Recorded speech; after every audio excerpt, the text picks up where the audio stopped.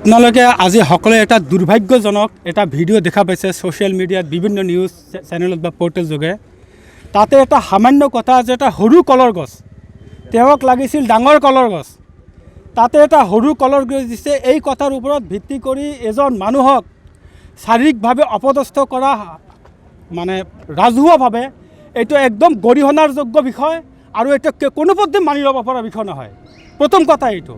দ্বিতীয় কথা হ'ল তেওঁ সুধিছিল তো তোমাৰ ঘৰ ক'ত, যেতিয়া কৈছে গৌৰীপুৰ তেওঁ কলাৰ ধৰি আনি গুণ্ডাৰ দৰে তেওঁ কোবাইছিল। তো গতিকে গৌৰীপুৰ মানে এইটো দেখি বহুল অঞ্চল।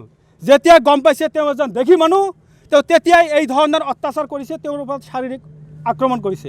গতিকে আমি জনাই দিওঁ যে তেওঁ আজি যি দেশীৰ ওপৰত অত্যাচাৰ কৰিছে এনে গুণ্ডামিত বাংলাদেশত কৰক, এই দেশীৰ অঞ্চলত নহয়। তেওঁ ইয়াৰ উপযুক্ত উত্তৰ পাব। তেওঁক আমি যদি ইয়াৰ মাপ মানে ক্ষমা নিবিচাৰে, তেওঁক আমি বেয়া ভাষা নকওঁ, আমি আৱেগিক হৈ আছোঁ। তেওঁক আমি গৌৰীপুৰ অঞ্চলত পালে তেওঁক শাৰীৰিকভাৱে অপদস্থ কৰিম, আমি স্পষ্টভাৱে কৈ দিছোঁ। দেশী অঞ্চলত UDF কোনো ধৰণৰ প্ৰচাৰ কৰিব নোৱাৰিব। UDF 5বাৰকৈ 3বাৰকৈ MP হৈ যোৱা দেশী মানুহে বিনা চৰ্তে ভোট দি আমাৰ UDF 3বাৰকৈ MP বনাই দিছিল। আৰু তেওঁৰ দ্বাৰাৰ বিধায়কে আজি দেশী মানুহ এজনক এনেকৈ অপদস্থ কৰা কোনোপধ্যে দেশী জনগোষ্ঠীয়ে মানে মানি লয়। এইটো বিধায়কে যাতে জানি লয়, লগতে UDF নেতৃত্ব যাতে জানি লয়। আমি এইটো সকিয়নি দিছোঁ আৰু অনতি পলমে তেওঁ কাণত ধৰি উঠা বহা কৰি তেওঁৰ হাত পাওঁ ধৰি যাতে ক্ষমা বিচাৰে, আমি এটা দাবী জনাইছোঁ।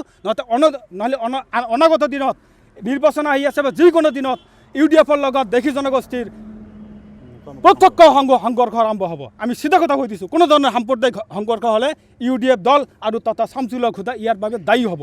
দ্বিতীয় কথা, এনেকুৱা অভদ্ৰ এনেকুৱা গুণ্ডাবাজি কৰা ৰাজনৈতিক দলৰ নেতৃত্বক বিধায়ক পদ খাৰিজ কৰিবলৈ আমি সুমোটো কগনিজেন্স ল'বলৈ আমাৰ স্পীকাৰ মাননীয় বিশ্বজিৎ দৈমাৰীক আমি ইয়াৰ যোগে আহ্বান জনাইছোঁ। তেওঁৰ পদবী খাৰিজ কৰিব লাগে আৰু তেওঁক আমি গোচৰ দি আছোঁ।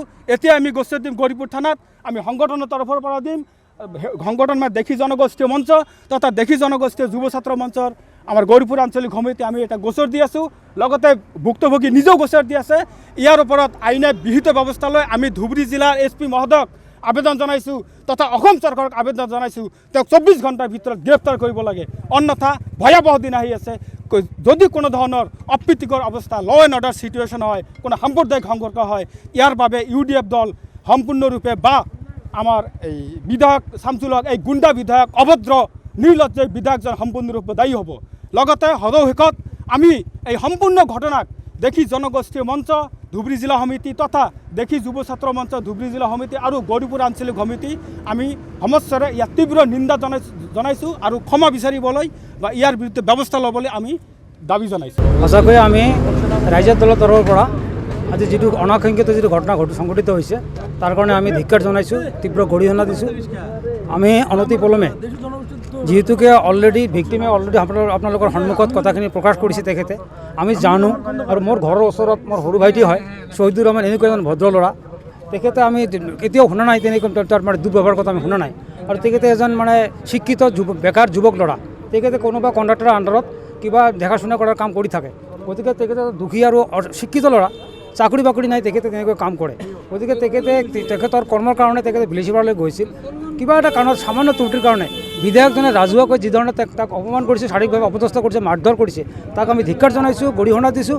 আৰু বিধায়কজনক অনতিপলমে উক্ত ঘটনাৰ ওপৰত তেখেতক কাণত ধৰি উঠা বহা কৰাৰ কাৰণে ৰাজহুৱাকৈ ক্ষমা কৰাৰ কাৰণে আমি দাবী জনাইছোঁ।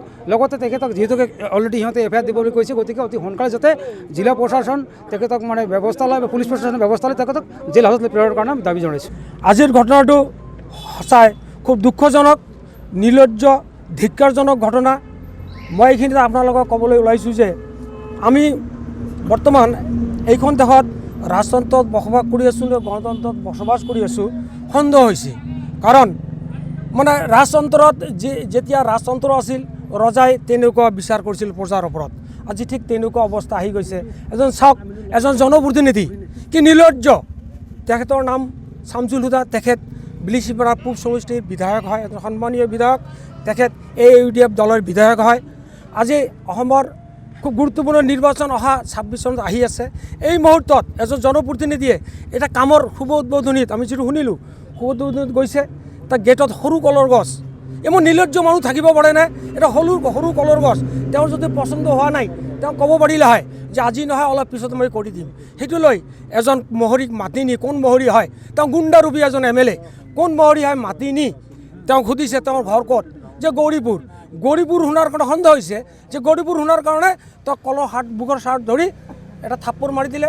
আৰু MLA এজন নিজে জনপ্ৰতিনিধি হৈ তেওঁ নিজে কলৰ গছ উভলাই লৈ তেওঁ মূৰত মাৰি দিলে। ইয়াতকৈ আৰু ঘৃণনীয় কথা, ইয়াতকৈ লজ্জাজনক কথা, ধিক্কাৰজনক কথা আৰু থাকিব পাৰেনে? মই দাবী জনাইছোঁ অসম চৰকাৰক, বিশেষকৈ অসম চৰকাৰৰ মুখ্যমন্ত্ৰী, তেওঁ এজন দক্ষতা মুখ্যমন্ত্ৰী, তেওঁ প্ৰশাসনিকভাৱে সবল, তেওঁক আমি বিচাৰটো জনাইছোঁ। মুখ্যমন্ত্ৰী মহোদয়, আপুনি অনতিপলমে এই ঘটনাটো চাই উচিত তদন্ত কৰি এই বিধায়কজনক কৰায়ত্ব কৰি দৃষ্টান্তমূলক শাস্তিৰ ব্যৱস্থা যাতে কৰে, এইখিনি ৰাইজৰ তৰফৰ পৰা আমি আপোনাক বিনম্ৰভাৱে অনুৰোধ জনাইছোঁ।